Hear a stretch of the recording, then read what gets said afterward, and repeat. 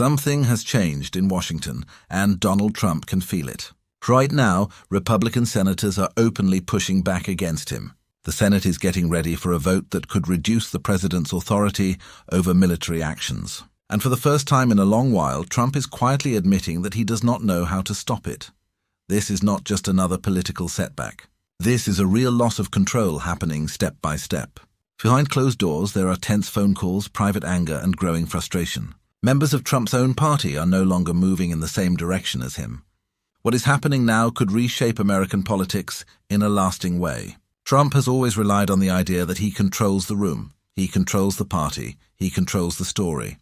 But that image is starting to fall apart. Senators from his own side are now questioning his judgment, his instincts, and his reasons. That is a serious problem for a leader who depends on loyalty and fear. At the center of this conflict is a war powers vote. This vote could limit the president's ability to use military force without Congress. Trump fears this more than bad headlines or public criticism. This vote challenges his ability to act freely and without restraint. That is why the pressure feels heavier this time. For Trump, the threat or use of military force has always meant power. It creates fear, it brings attention, it pushes people to fall in line. When that power is questioned, everything else starts to shake.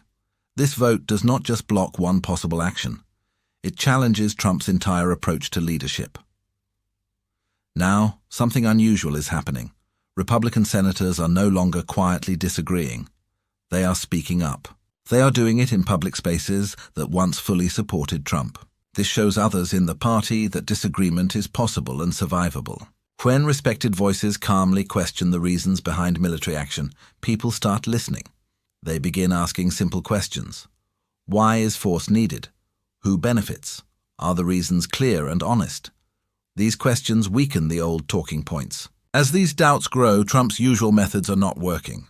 His calls do not carry the same weight. His pressure does not guarantee results. Senators are thinking about their own future, their voters, and their chances of winning.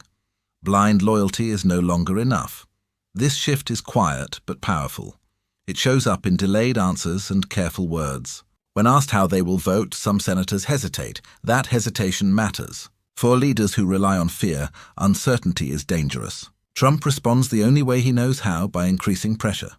He pushes harder, he demands loyalty. But this approach is losing its effect. Lawmakers are no longer as afraid as they once were. They see that his influence is fading. This moment is about more than one vote. It is about whether Trump still controls his party. If Congress moves forward despite his objections, it sends a clear message. The party is no longer united behind him. Trump built his power on the belief that resistance is useless. That belief is now cracking. And once that belief is gone, fear disappears with it. This is why this moment feels different. It is not loud, but it is historic. What we are seeing now may be the beginning of a long change. Trump is no longer shaping every outcome. He is reacting instead.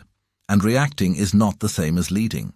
This shift, once started, is very hard to reverse. Behind the public speeches and short news clips, the real story is happening in quiet offices and private phone calls. This is where the pressure is strongest and where Trump's influence is being tested the most. Republican senators are no longer acting out of fear. They are thinking about their own survival. For years, Trump's support was seen as a shield. His approval could protect politicians from challenges and criticism.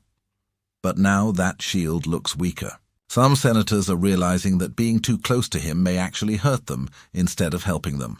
This is why Trump has started personally calling senators who support the war powers vote. He is not calling to explain policy or to debate ideas. He is calling to remind them of his authority. But these calls are not landing the same way they once did. The people on the other end of the line are no longer new or powerless lawmakers. They are experienced politicians facing tough elections, small margins, and changing voter moods.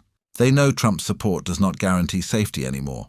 In some states, voters are tired of chaos. They want stability.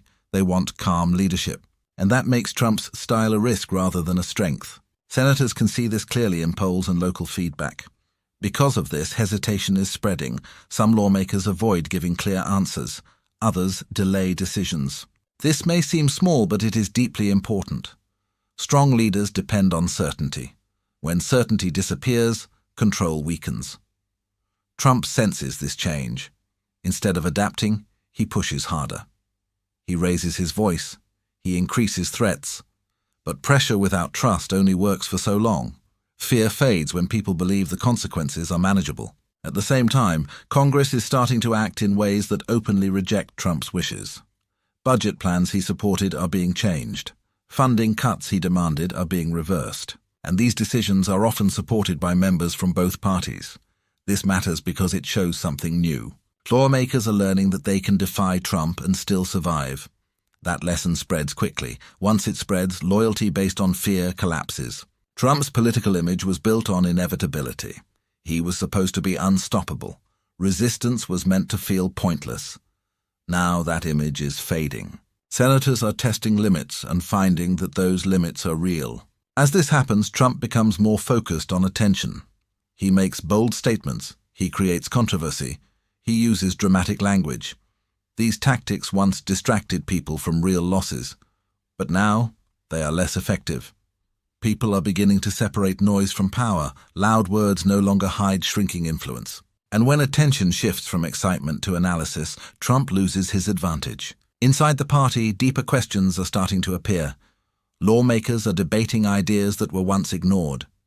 Should the president have so much power? Should the country be involved in constant conflict? Should fear be used as a tool of leadership?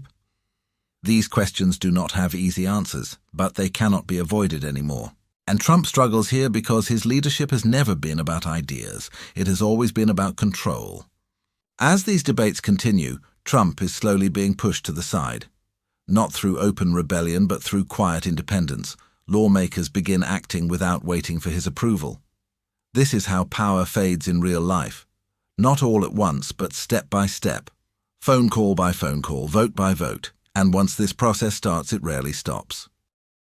As this quiet shift continues, something even more important is happening inside the party.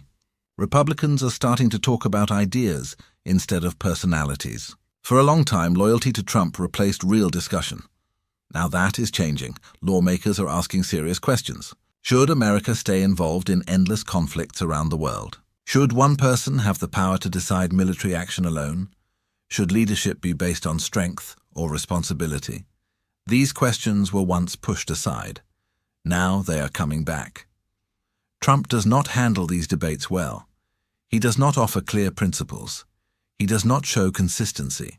His answers change depending on what benefits him in the moment.